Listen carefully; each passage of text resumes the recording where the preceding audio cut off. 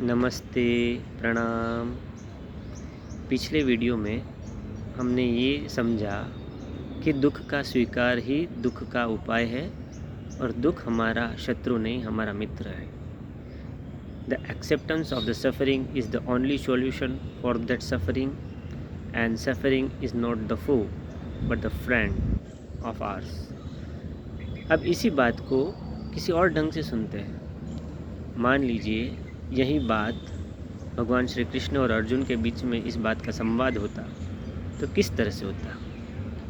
भगवान श्री कृष्ण अर्जुन को कहते, हे पार्थ, हमारे सामने जो समस्या है उसका हमें स्वीकार करना है और उस समस्या को शत्रु नहीं मित्र मानना है। तो फिर अर्जुन कुछ सोचते और बोलते, हे मधुसूदन, आपकी बातों का स्वीकार करना बड़ा मुश्किल है। जैसे आप कह रहे हो कि सामने समस्या है तो उसको स्वीकार करो, सामने कोई समस्या है तो उसको अपना मित्र मानो। अब मान लीजिए मेरे सामने शेर आ गया तो उसको मैं कैसे स्वीकार करूं और कैसे उसको अपना मित्र मान लूं।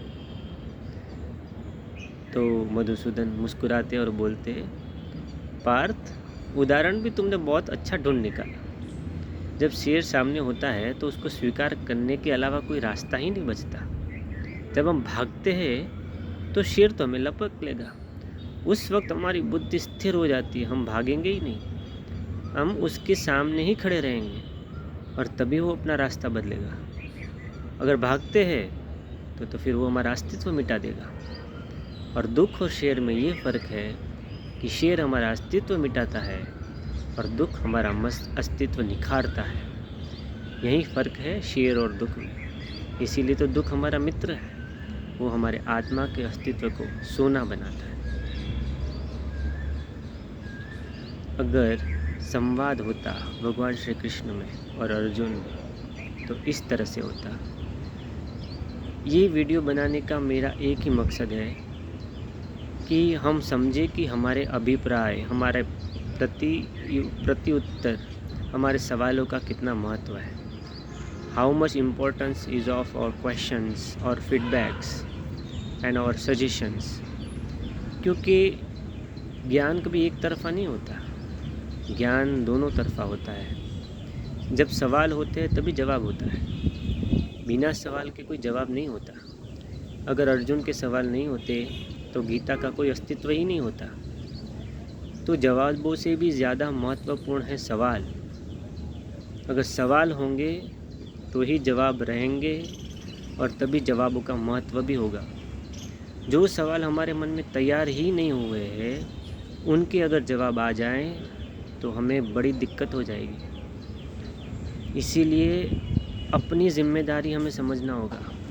हमें अपने सवालों को सही करना होगा, अपने सवालों को पेश करना होगा, अपने सवालों को बाहर निकलने का मौका देना होगा।